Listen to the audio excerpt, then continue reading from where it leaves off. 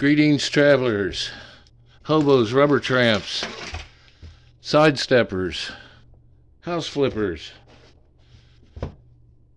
We're doing a little flooring job here. We're doing landings or aprons, whatever you want to call them. We've got this old wood floor right here, and instead of replacing the whole floor and the whole place, we had some problems under the sink here.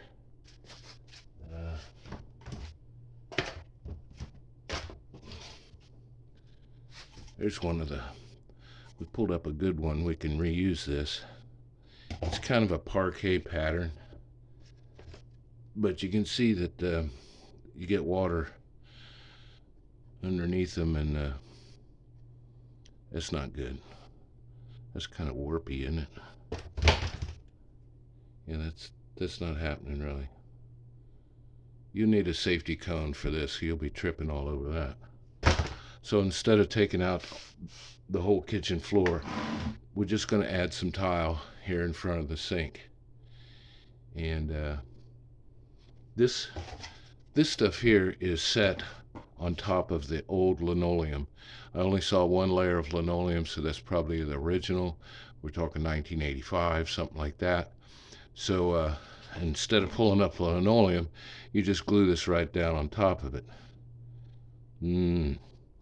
Two things about that. One, you really always want to pull up your linoleum and go right to the floor. Now, ceramic tile wants to be on backer board. I know we're going on plywood, but we can't really afford to do underlayment, a backer board, Durarock. That also raises the floor quarter to half inch all the way around. You got to trim doors and whatnot. But when this was put down, it was glued onto the linoleum, and the linoleum actually saved the plywood, because the water from the leaky sink collected between this and the linoleum and never penetrated into the plywood. So it did save the plywood. I've seen this before where the plywood is all rotten around the sink. You have to pull that up, replace the plywood, then put your tile down. Now we do the same thing we did in the concrete. You clean up this floor, add some primer,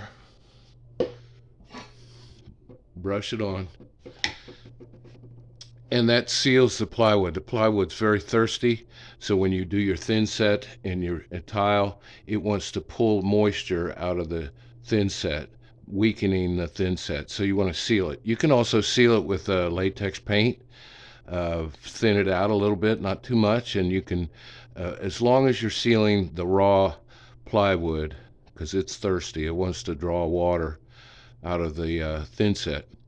Anyways, you seal it, clean it up, and then we're doing a thing where we add some thin set, see if our level is. We might add some, take some off, and try to get the tile to come right off the floor nice and smooth.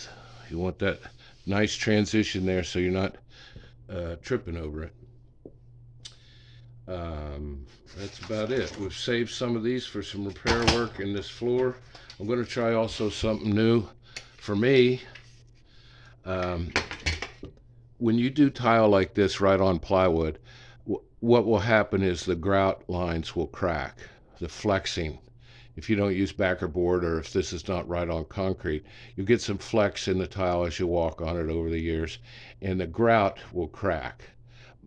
More so than the tile itself. The tile's not going to break, but you'll get hairline cracks in the grout. And this size tile, these 12-inch tiles, I usually use a 1/4 inch gap for my grout. Well, we've tightened it up 1/8 inch, something like that. And the theory is, if you get a hairline crack, you're not going to see it as much, and not a lot of grout is going to pop out. Also, I'm going to try some of this stuff. You use it in a caulking gun, and this stuff here is 100% silicone, so that would be pretty flexible. Color is linen, and that's 100% silicone. That's good for sealing. And then I got this other stuff ceramic tile caulk, and this says sanded. These lines are too small for sanded, so how do you get sanded grout in this little tiny tip? We'll check it out. This color is bone, so we may do that here.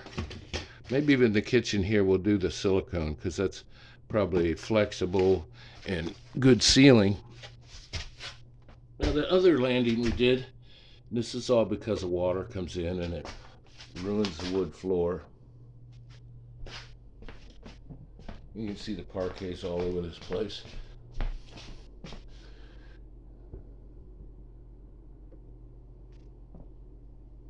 Here again, the something happening with this door. Water coming in.